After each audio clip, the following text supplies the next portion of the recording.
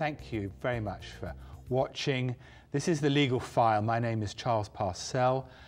I'm your host today, and I'm very, very glad to welcome someone whom I have welcomed before, and we have a great deal to talk about today. Attorney David Drexler, who is one of the preeminent trial attorneys in California, with a vast string of wonderful successes behind him on behalf of clients. David, how nice to see you again. Thank you for welcoming me again. Well, we have a lot to talk about because there was so much that we covered last time, but there was so much that we didn't cover. Let's get right down to it today and talk about cases.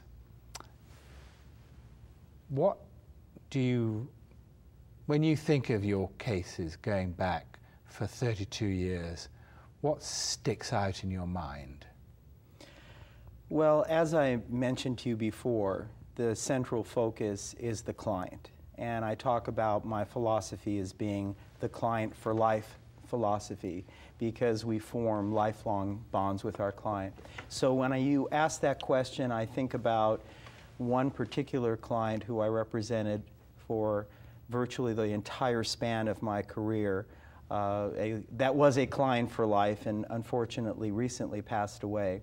And his name was Raul. And we had a total of about 6 related cases, many appeals, probably a half a dozen appeals. And within a span of 30 years generated a total of about $18 million in verdicts and settlements. So it's pretty memorable. And Raul recently died. How did Yes. it all begin?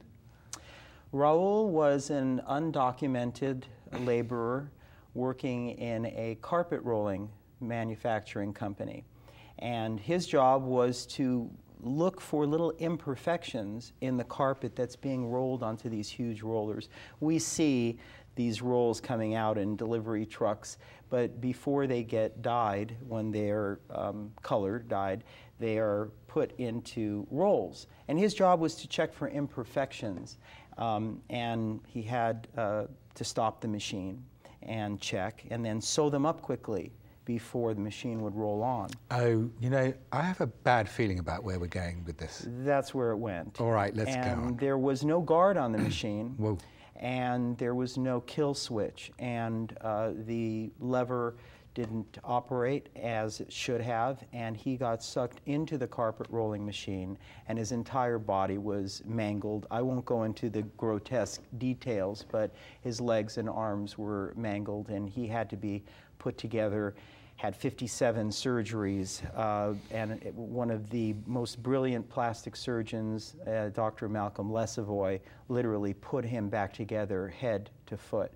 And the first trial, the first case that I was working on with a team of attorneys was the product liability case against the manufacturer of the machine for not having a guard. And that case was bifurcated into 2 cases. Bifurcated means split in 2? Yes, because he had gone beyond the statute of limitations, the time limit for bringing a claim. I'll get to that a little bit more later because that's the next case. But the first case went to verdict, and the result was $4 million. Are you ready for the second case? Well, you know, Raul's case. It's all Raul now. I'm fascinated. I want to make a detour there. Okay, you can take a detour. Into general policy. The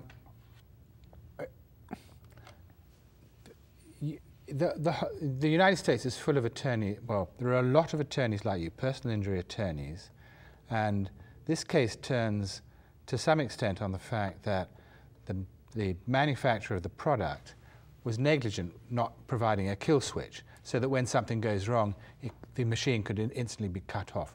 What effect do you think, over the past 30 years, the efforts of people, yourself and people like you, personal injury attorneys around the country, have had in bringing industry up to a much higher consciousness of safety awareness? Well, I think it's an excellent question and a point that cannot be emphasized enough, that attorneys, we attorneys, personal injury attorneys, are the front line in corporate reformers, safety reformers. because it wasn't only the kill switch, it was the lack of a safety guard on this particular machine. Well, I can tell you that we are playing a role, we are instrumental in making sure that the next time around, the manufacturers and the people who distribute the machines and the businesses that use the machines will have guards and kill switches. They don't want to face multi-million-dollar lawsuits. The perfect example, the Grimshaw case with the Pinto that had the exhaust pipe near the lights, so when a light rear-end accident would happen, the light, cracking the light, it would ignite the gas tank and these cars would explode. And General Motors thought, well, it costs $7 a unit to do that. We could just defend these lawsuits and it won't cost as much. They were wrong. And as a result, we don't have tailpipes that are exhaust pipes that are near our taillights in our vehicles. So it was the efforts of, that Mark Robinson tried that case, but it was the efforts of personal injury attorneys that change how we have a new industrial revolution, and attorneys are at the spearhead, at the forefront of that fight. And we also don't now have carpet rolling machines without safety guards, kill switches, and all the various safety equipment. Right. Yeah, and I would be happy if we never have another case involving someone who's mangled or mutilated by defective products, because companies have improved their safety standards because of our efforts and the efforts of others. I think it's very important to emphasize this, because we hear about runaway verdicts, so-called, with which the public views with skepticism. Obviously the famous cases of the McDonald's hot coffee case. Don't get me started on that one, because the poor lady who dropped the excessively hot coffee into her lap, that coffee did not need to be heated beyond 150 degrees.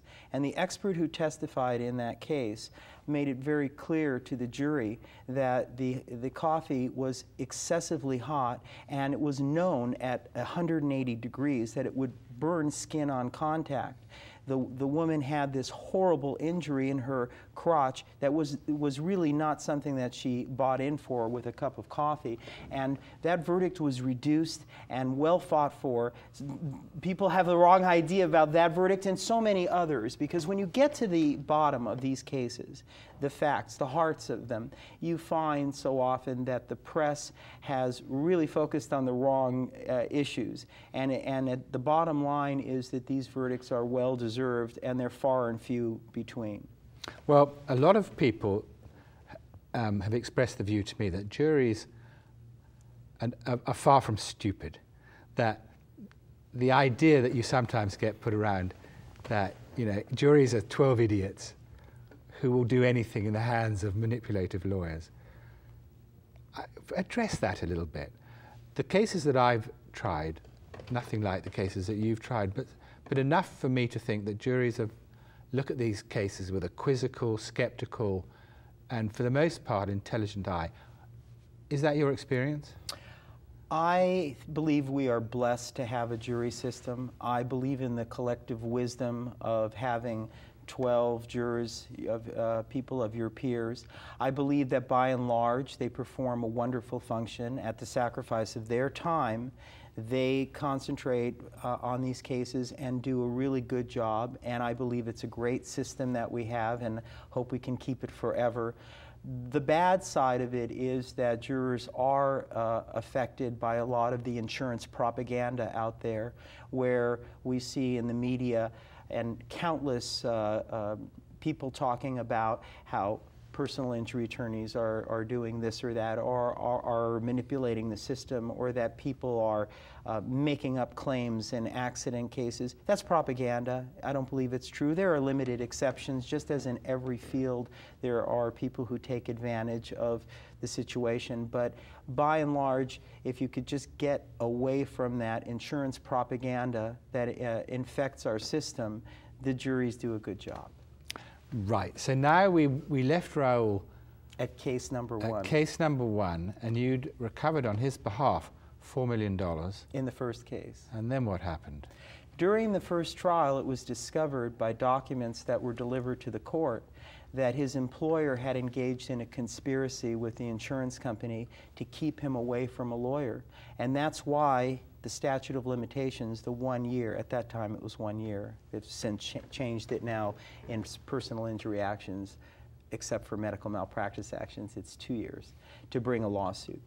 And the second case was a fraud and conspiracy case against the insurance company and the employer. And the result of that one was $7.9 million jury verdict. In between, there were appeals. There was another case where the money that was put to protect Raul for the rest of his life and his medical needs into a structured settlement. It went to various banks. Somewhere along the line, someone changed the trust agreement. The money was gone. That was the third case, which was a class action case with other people who had been also taken advantage of. Then many years later, the insurance company that had promised to pay for Raul's medical care forever, when it became time for him to need a liver transplant, because he had so many surgeries and transfusions, and back in the late 70s, we didn't know about hepatitis C. We knew about A and B. And as a result, his liver really ceased to function, and he needed a liver transplant. This same insurance company that had promised to pay for that refused to, and that's why Raul died. And that was another case. Unfortunately, that case died with him. But many cases, many appeals, and a lifelong client. Well, you had a lifelong client. He obviously had a lifelong lawyer. Yes. And you saw him from really from the time of the utter catastrophe for the next 30 years. Correct. You and had a relationship with this man. Not just with him, with his family, and I'm still friendly, and they still call me. The deal is they call, they know I'll help. Any questions that they have, they know to call first. And he has a lovely family and grandchildren now, and the family is still very close to us. That's a client for life. It's a client for life. You mentioned to me a client named Joe. Joe is another interesting case where he went into a local hospital with a heart attack that they treated fine, and he recovered from that. Unfortunately, the medications that they give, including streptokinase, can cause bleeds in different areas of your body. He developed a bleed in his spinal column, in his back, that was not diagnosed. And hours and hours went by, and he was complaining of back pain, and they didn't address it. And finally, when the neurologist was ultimately brought in, he delayed. And then the hospital delayed doing an MRI for an additional 8 hours, during which time he became paralyzed permanently. There was never any offer in that case by the insurance company, and we went to trial in that case in Glendale. The first trial resulted in a very unusual verdict. The jury found negligence but no causation, one of the elements they needed to find. Well, tell us explain that. Well, they believed that the neurologist was negligent in not addressing this and diagnosing this bleed in his back, but the jury found that it didn't cause the paralysis. It was a very awkward result, and I took it on appeal, because in my practice, we handle everything from big to little, from beginning to end, and I do my own appellate work, and my office appealed that verdict, and we were successful, and went back for a second trial. At the second trial, the result was $9 million. So that was a memorable case where the insurance company, which happened to be NorCal, and never made any offer, and wound up having to pay for the 2 trials and the 2 appeals very dearly. We had the same insurance company on another case. Well, I just want to pause here. NorCal is the insurance company, and I know you're going to tell us about another case involving NorCal. You say, in the end, they paid $9 million, plus they probably paid their attorneys in fees $9 million. I don't know how much they pay their attorneys. I'm not privy to that. No, you're not. But from what we know about defense attorneys' fees going on for a number of years, maybe it wasn't 9, maybe it was 3, maybe it was 4. We don't really know. But we do know that the whole result was a bad day for NorCal. and I say that a bad day in terms of, supposing they had made you an offer early on, would it have been, would your demand have been less than the amount you have ultimately recovered? Of course, and clients are, at this point, you have to understand they're desperate. Here's a man who no longer can work. He was a young man, and his family was desperate, and they want reasonable compensation. And if an insurance company steps up to the plate and makes a reasonable offer, and we understand what the risks are of going to trial, then of course we consider amounts that are less and amounts that are reasonable. But this particular insurance company boasts on their website that they don't settle cases, and they win something like 9 out of 10 cases that they trial, that go to trial. And I mention that because the next case that I wanted to talk about was a case where a woman had a bad headache, kept complaining to her doctor, went on for a week. The doctor chose not to address it, not to order an MRI. Should we give her a name? Yes, we're going to call her Hope. We'll call her Hope. All right. And she wound up having a brain aneurysm that exploded, and she's incapacitated for the rest of her life. This is something that could have been easily remedied. Neurosurgeons do this all the time. They have a 85% or 90% success rate in capping aneurysms and making sure that someone doesn't have a ruptured aneurysm and wind up comatose and incapacitated the rest of their life. Same insurance company, no offer on the table, forced us to go to trial. That result was $6.5 million. That case was tried in Pomona about 1.5 years ago. So we went in front of a mediator, such as yourself, a very qualified one, Mr. Levy, who I saw this morning. Okay. And not just one time, 3 mediations. And they never offered anything. And the cost of bearing that case all the way to trial was more than $100,000. No offer on the table, high risk game, and we were successful. So that was a memorable case. Yes, and they still say we never make an offer to settle on their website. Maybe next time they will. Maybe next time they will. Now, what we're discussing, what we have been discussing hitherto, have been battle royals that you've had to take these cases, spend an enormous amount of money. In Raoul's case, go through numerous appeals, tremendous length of time involved. Does it ever happen that you get a quick offer of settlement from a defendant or an insurance carrier? It's very rare, but I will give you an example that I'm working on right now. Just recently filed an action in a case involving a little baby that was born prematurely. I can't mention any names. Right. And a nurse put in an IV, and there's what's called an IV infiltration. When you miss the vein, it starts blowing up, and if you don't keep an eye on it, it can cause a disfiguring injury to the hand. And that's what happened. And we just filed on that case, and I got a call from risk management at the facility, and we had some very cordial discussions. They know me, I know them. That's the benefit of going to an attorney who's experienced, and the other side has the goods to go to trial if they need to.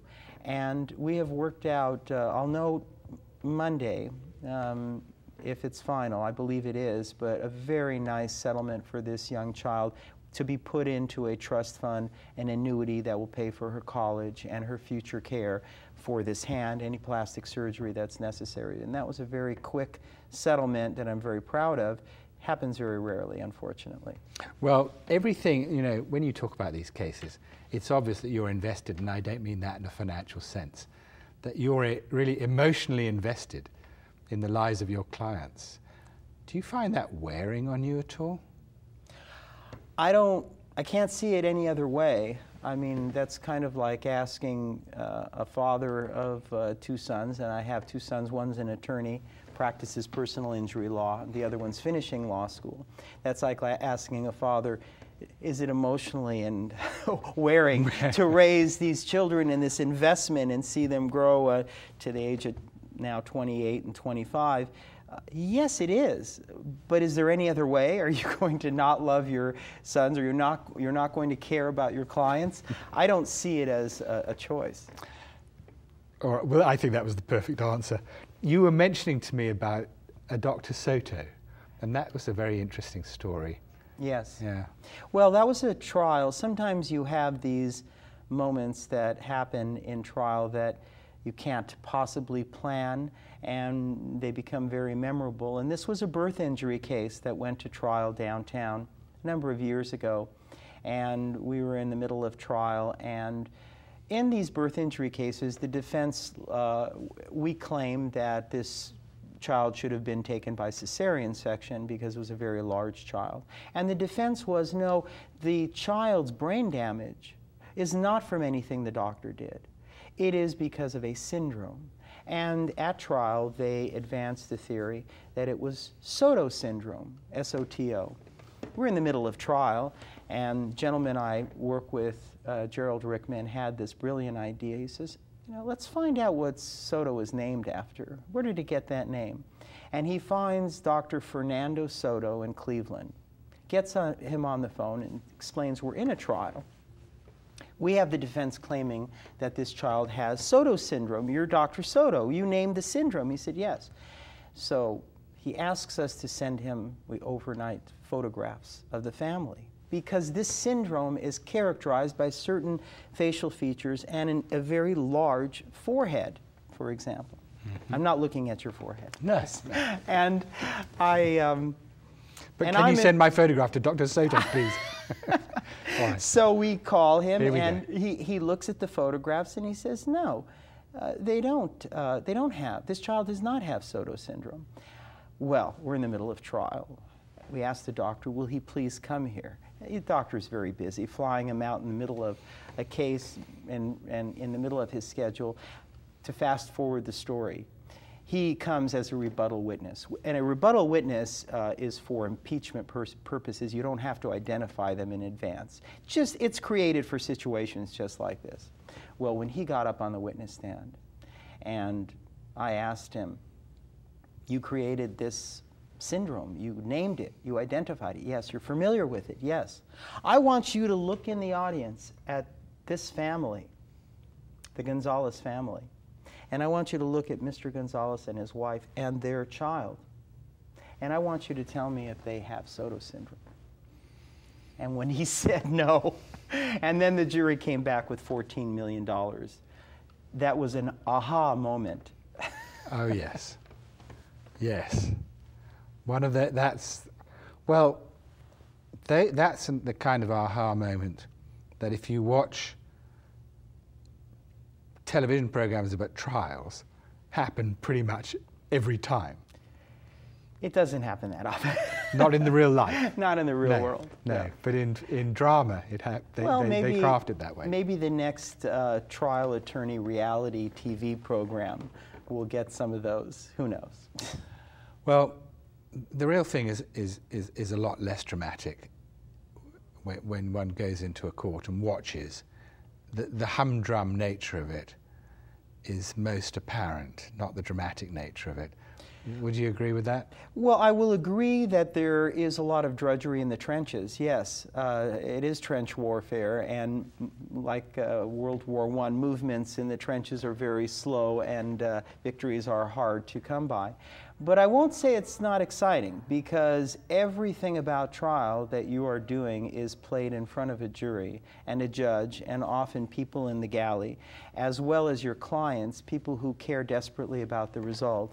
And every move is being watched, and everything is being judged, literally judged. So I think that's pretty exciting. Yes, for the participant. But if you as a spectator walk into a courtroom, oftentimes you're just looking at what is humdrum. I try to make it interesting. I recognize that there are those people who are bored by it. I try to liven it up a bit. So are there any particular problems that arise when you represent a prison inmate? And have you ever done that?